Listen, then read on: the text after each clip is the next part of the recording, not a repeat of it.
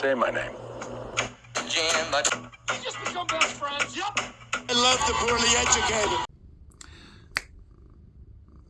Gotcha. Got him, Phil. Come on. Put her there. Shake the hand. Yeah. All right. Who else does that? Seriously now. It is Jim, Phil, and you. So let's get to it, huh? Now, Phil said that I am, and I quote, tell me if I quote you wrong here, Phil, walking like a man that was screaming into the pillow last night. Which, if you're not cued in on Phil's oblique sense of humor, he was saying that I look like I got fucked in the ass, good and hard. But regrettably, that was not the case. What actually happened was about a little more than 48 hours ago now. I suppose we're at hour 54. I was driving along and I pulled up to this stop sign at this freeway off-ramp, and someone else pulled up behind me, and a little faster than I was pulling up, I dare say. And I went flying into the car ahead of me, and I walked out okay, and I was like, yeah, well, you, my good sir, missed.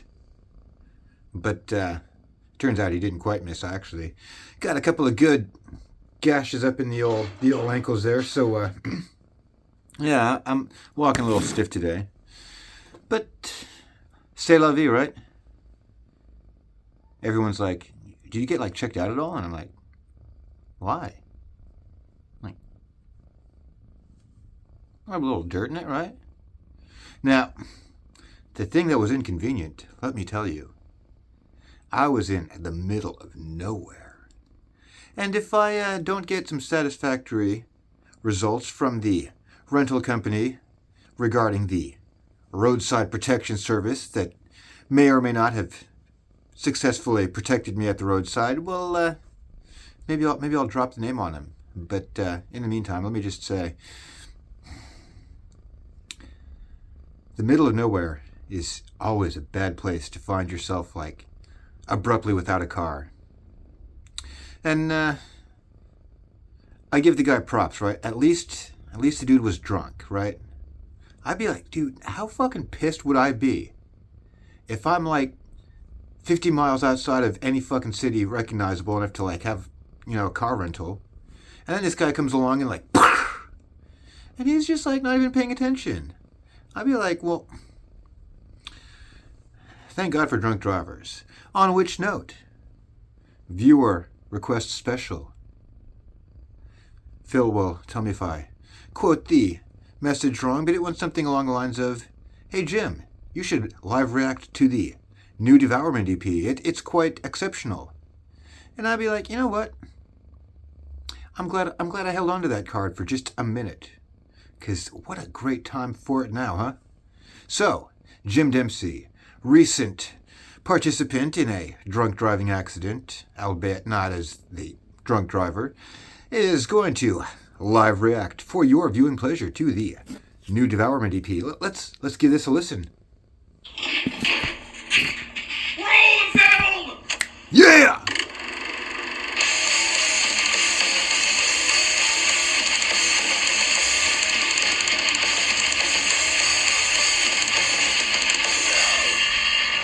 I like it. Wait, what? Oh. My bad. Well, shit. Hang on a second here. All right, well, let's see. DEVOURMENT. All right, this we may have to sit through an ad for this. LinkedIn can't make your boss less cringy, but we can help you find a new job. She takes the time to understand his unique personality. What was once a stressful experience has turned into moments of calmness. Can I just say really quick? I keep a mental tally of companies that put 2-minute plus advertisements up in your YouTube feed. And I'd be like, I hate you forever. You are my enemies list.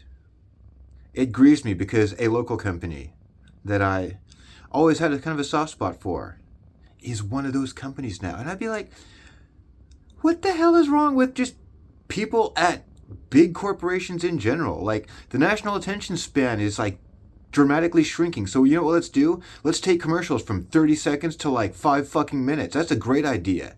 The fucking bullshit. God damn. Corporations are stupid shit always. You know when a business is too big to trust? When they have an HR department. All right? That's the metric. As soon as your small business needs to bring in the HR guy, that's when you cross the line into a business where we'd be like, you know what?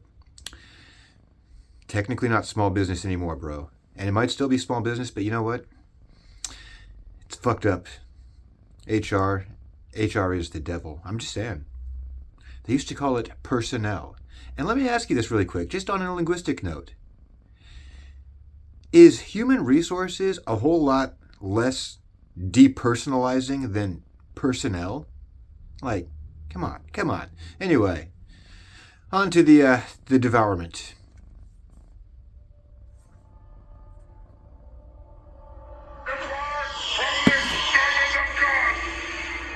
I like it.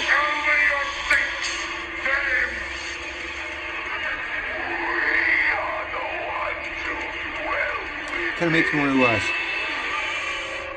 Phil, should I get a fix for this? Should I be doing this from the front seat of my car with the Kool-Aid?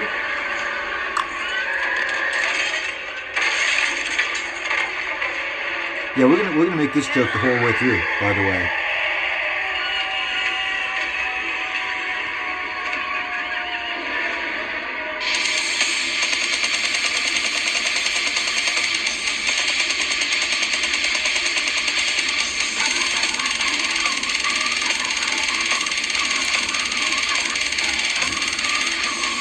I don't know what I said, but I sure said something, because them drums, man, they got triggered. And it happened real fast. Sorry, everybody. That must be my bad.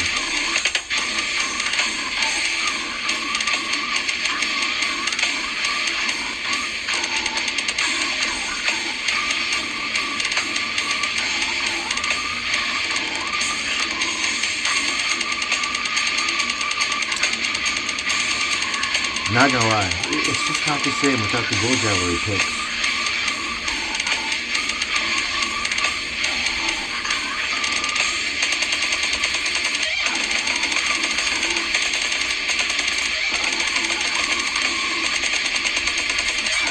Sweet pinch.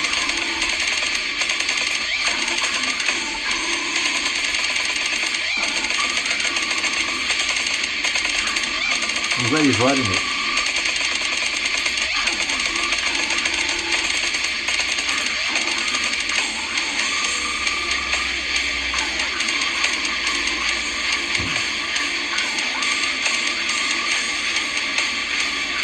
I'm getting to the point where I'm almost starting to favor a little more rigor in my slam.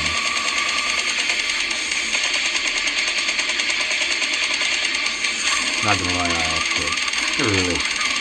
I like the idea of slam more than I actually tend to like the execution.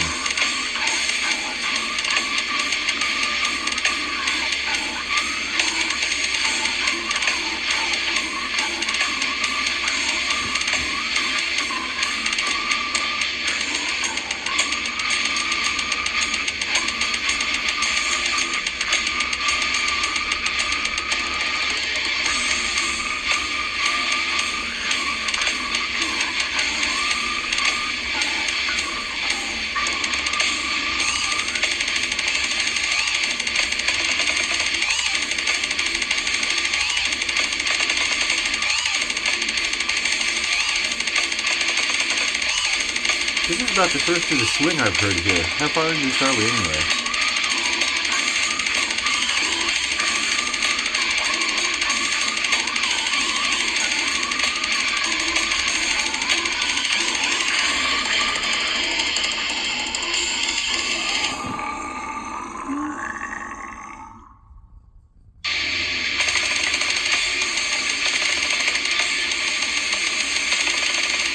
These drums used to be more impressive when you, like, kind of assumed that someone was actually, like, straight out doing it.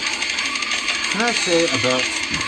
So I love Angel Corpse, and I've seen Origin with and without Longstreth, and it is simply not the same. But Longstreth is like the OG type, tapping on it, right? And letting the triggers do the work. And that is kind of bullshit. I'm just saying. Like, if he was pounding as hard as Frost, could he do before beating the time stuff that he does? That's all I'm saying. Ackercock does that too. And I was super discouraged when I found out that. And I have to say, this is on me, but I only found out when I saw the DVD and I watched the recording and I was like, oh yeah, it is totally how to get that finesse sound. Finesse. Yeah.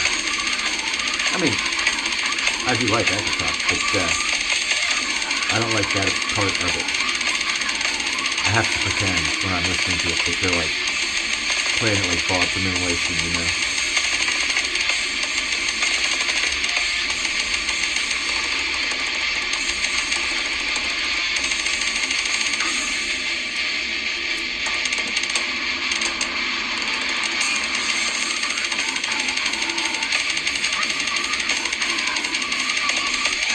I think it's good convalescing music, Phil. Had a little bit of it, you know, a little sword up and down the spinal, up in the neck and the hips, right? Good to get some, a little bit of flex out of it, right?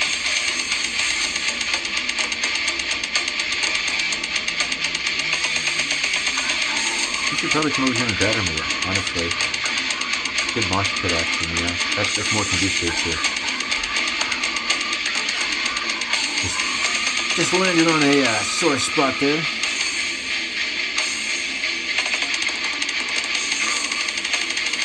Oh shit, now I gotta hit the sore spot again.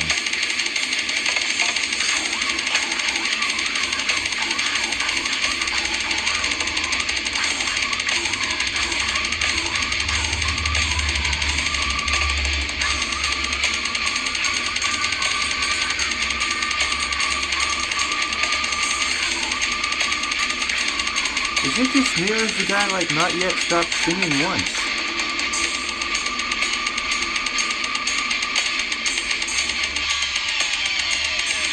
There he goes. All I had to do was say it.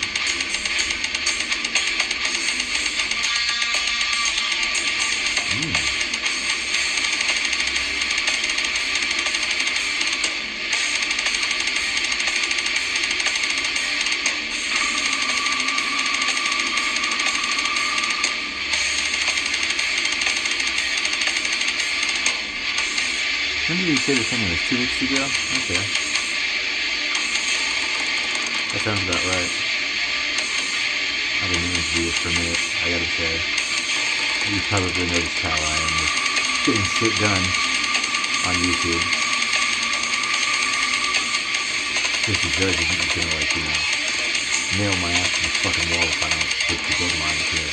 That's why I'm enjoying this whole, like, oh, did I not finish that? Whatever. It's kind of fun, I gotta say. It's a little bit liberating.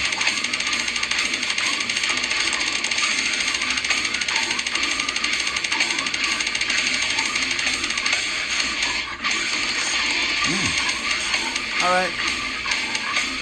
I feel like this was a good experiment. I'm having fun.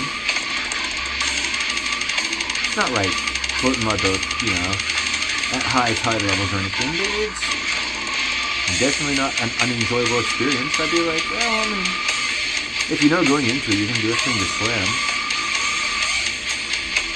This is probably top of the game by this point, too. I mean, I feel like these riffs are not simply the slam riff.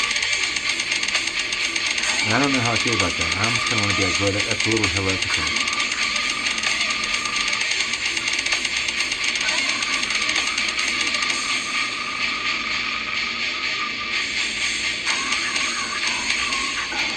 It does need something more than the pinch, because, I mean, there is that one Malignancy album, whichever one, the blue one, I think, Inhuman Grotesquerie, perhaps. You know, the one that's just essentially, like, nothing but pink harmonics.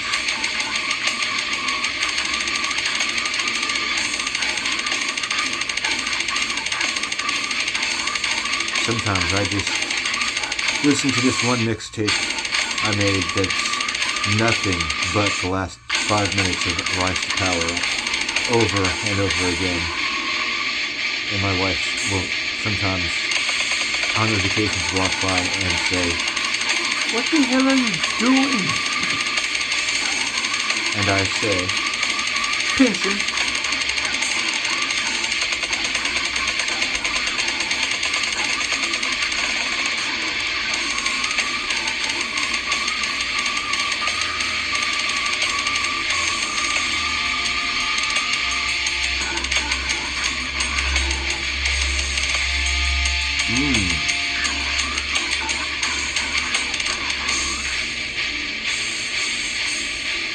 I'd like to hear a little more of that come out.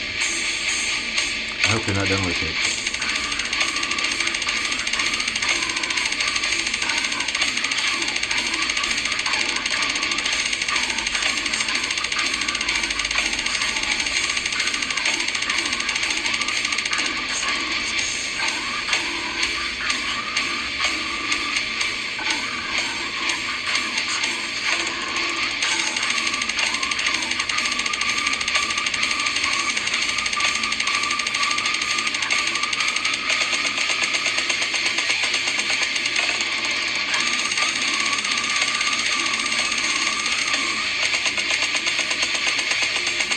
Alright, so let me dig out some numbers here.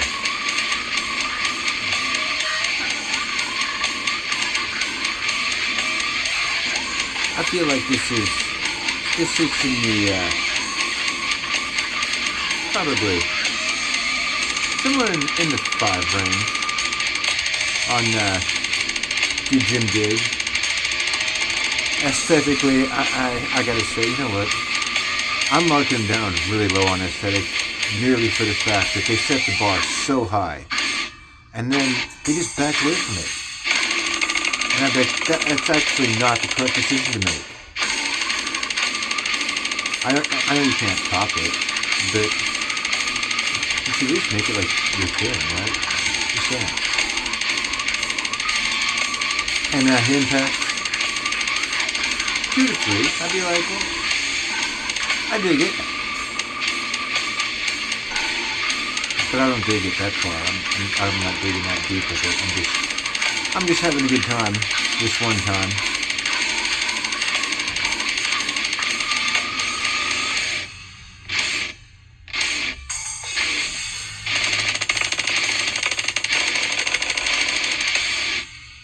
It's a good use of those drums. Now, I saw a comment on there that Chevy Silverado.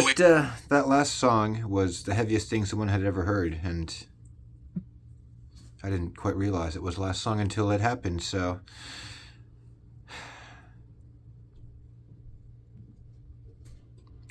there's probably time yet for you, young one. Just saying. Anyway, yeah, that's Jim Dempsey on the new Devourment, and what? It's over now, right? We're done here. So, yeah, I didn't hate it.